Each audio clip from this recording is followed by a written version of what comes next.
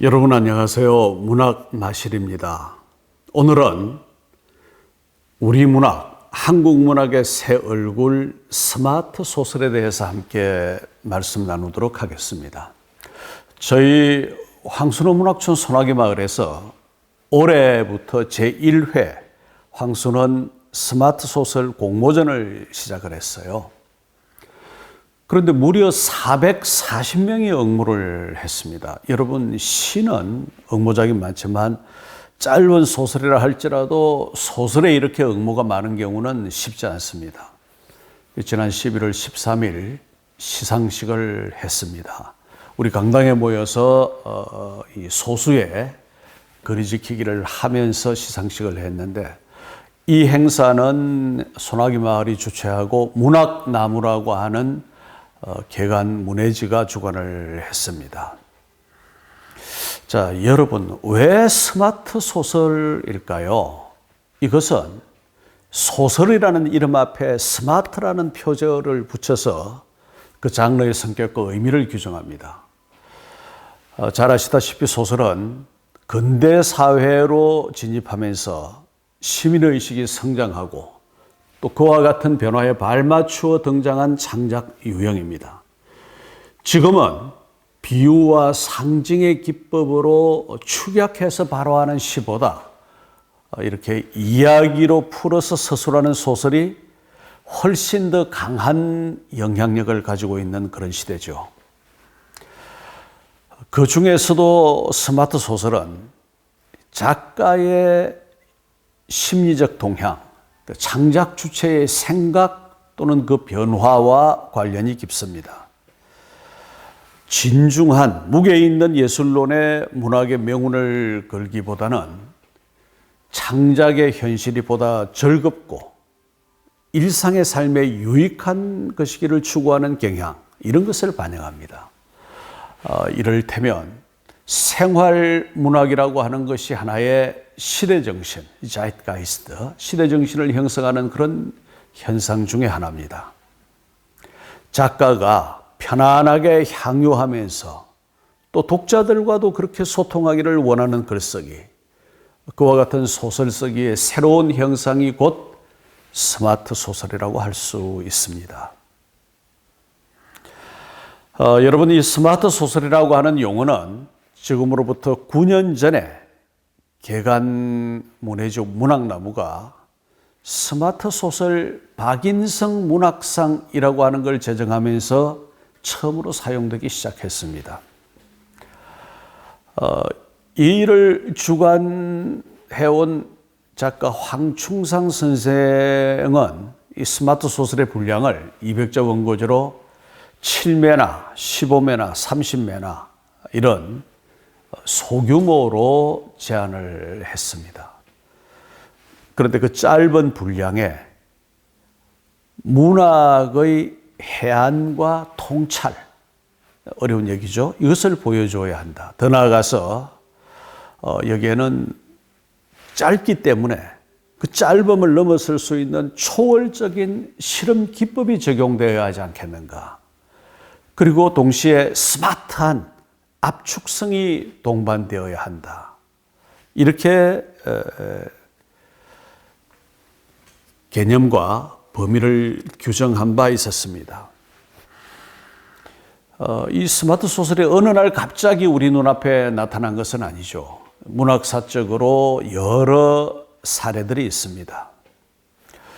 그 중에서 한 두 가지만 예를 들어보면은, 하나는 황순원 선생의 짧은 단편 탈이라고 하는 것이고, 또 하나는 꽁뜨라고도 불리는 것인데 하버트 렐리오라는 사람의 독일군의 선물이라고 하는 것입니다. 이와 같은 경우를 비추어 보면은 이 스마트 소설이 어느 순간 하늘에서 뚝 떨어진 것이 아니라는 거죠. 여러분, 세상에 전혀 새로운 것은 없습니다. 오랜 문학사의 흐름 속에서 이와 유사한 꽁뜨, 이것은 손바닥 안에 들어갈 만한 짧은 이야기라는 뜻에서 손바닥 장자를 써서 장편소설 이렇게도 부릅니다. 또는 여편소설, 나뭇잎처럼 아주 작은 조각의 소설 이런 뜻이죠. 이런 여러 창작 패턴이 존재했고 그것이 21세기의 문화예술적 특성에 조응하여 하나의 전진된 형태를 얻게 된 것이 스마트 소설이 아니겠는가. 그래서 이 스마트 소설과 문학사적 친족 관계를 형성하는 작품들을 쉽게 볼 수 있다는 데서 우리가 이것이 인류 문화사 또는 문학사 그리고 한국 문학사에서 전혀 새로운 별종이 아니다라는 뜻입니다. 좀 전에 말씀드린 황순원 선생의 탈은 후기 단편이고 스마트 소설이라고 하는 그 개념이나 논리와는 전혀 상관이 없는 채로 이와 같은 말들이 생성되기도 전에 창작된 짧은 소설이지만 오늘의 스마트 소설이 요구하는 여러 의미들을 잘 담고 있습니다. 이 작품을 면밀하게 읽어보면 소설의 주제에 대한 해안과 통찰이 선명하게 드러납니다. 그런가 하면 초월적 실험 기법이 효율적으로 적용이 되고 있습니다. 더욱이 스마트한 압축성이 확연하게 수반되어 있습니다. 이렇게 본다면 이 탈이라고 하는 작품은 40여 년 전에 작성된 이른바 스마트 소설의 수발한 뛰어난 모범 사례다 이렇게 말할 수가 있는 거죠. 자, 여러분 제가 지금 이 허버트 렐리호의 독일군의 선물이라고 하는 이 짧은 글을 읽어드리겠습니다. 함께 들어보시죠.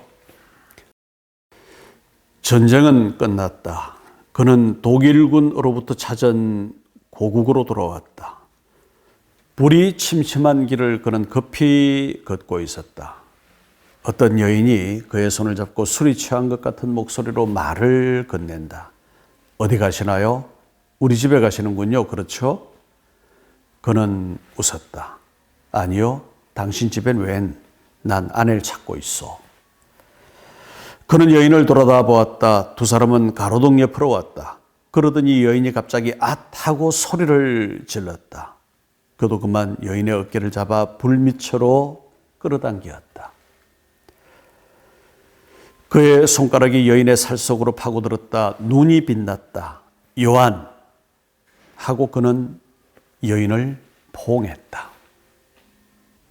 네, 이 짧은 글이 독일군의 선물이라고 하는 널리 알려진 이를테면 꽁뜨입니다. 자, 어떻게 들으셨나요? 그동안 세계에서 가장 짧은 소설로 알려져 있던 이 소설 허버트 렐리호의 독일군의 선물. 이 작품은 단 12문장으로 되어 있습니다. 그렇지만 소설의 기본적인 구성 요소를 모두 갖추고 있어서 12줄 소설로도 불립니다. 이 소설의 이야기는 제1차 세계대전에서 전쟁에 나갔던 한 프랑스 병사가 독일의 패전으로 전쟁이 끝난 후에 고향으로 돌아가는 데서부터 시작됩니다. 이 병사는 아내가 있는 집을 향해서 고향의 밤거리를 걸어가던 중에 술에 취한 것 같은 거리의 여인에게 붙잡힙니다.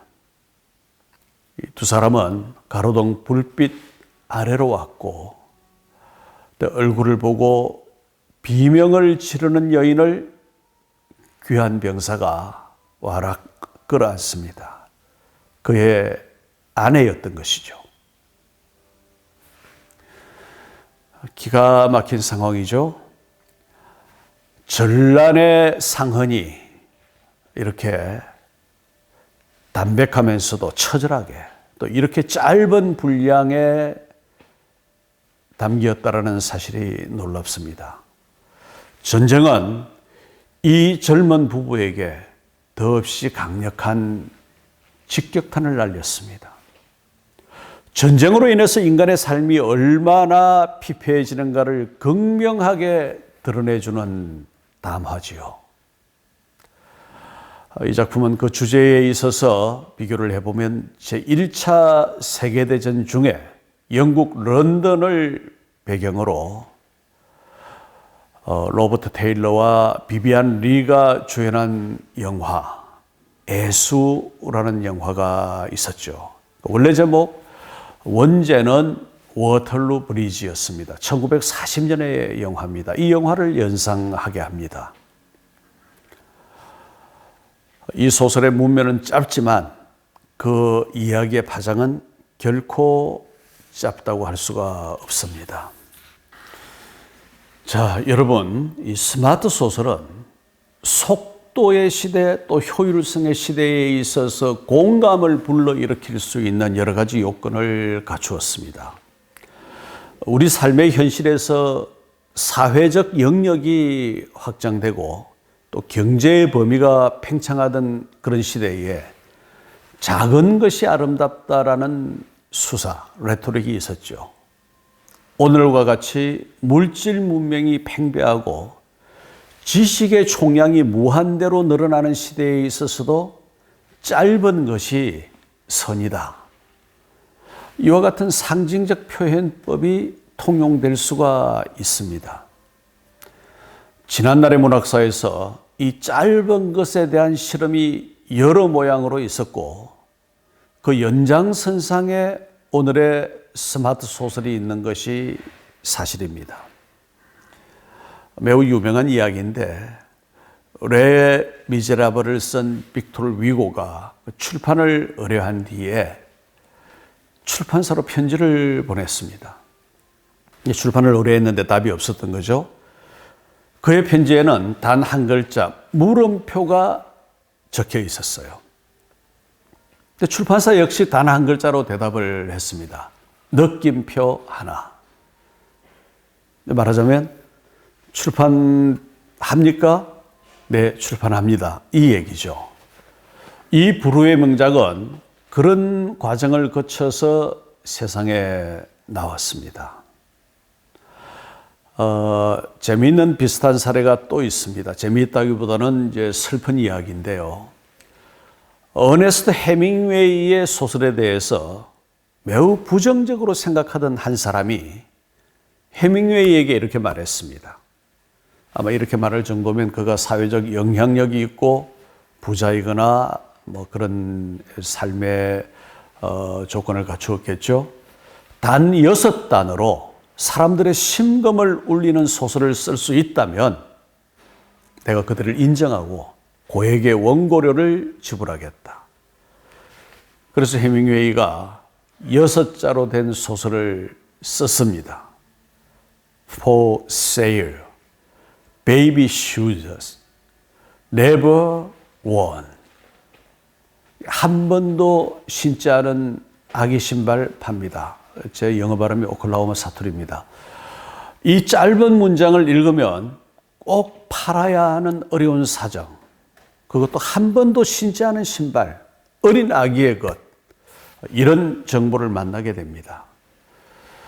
6단어, 20여 글자로 된 이 이야기 속에 어쩌면 아기가 태어나자마자 죽었고 그 아기의 부모가 매우 가난하다는 사실을 짐작할 수가 있습니다. 이처럼 짧은 글이 오히려 상징적이고 압축적이며 많은 담론을 감성적으로 전달할 수 있음을 볼 수가 있습니다. 해밍웨이는 불우하게 생애를 끝냈지만 이와 같은 문학적 감성을 갖고 있었기에 그가 단편, 장편에 걸쳐서 좋은 소설들을 쓸 수 있지 않았을까. 해밍웨이가 쓴 이렇게 짧은 소설, 이것을 플래시 픽션이라고도 부릅니다. 플래시 픽션. 스마트폰을 자기 안에 소우주인 양 여기고 거기에 명멸하는 순간적인 정보의 판단력을 의지하는 현대인들에게 이처럼 짧고 강력한 문면의 글은 어쩌면 몸에 잘 맞는 옷처럼 잘 어울리는 문의 형식이기도 합니다.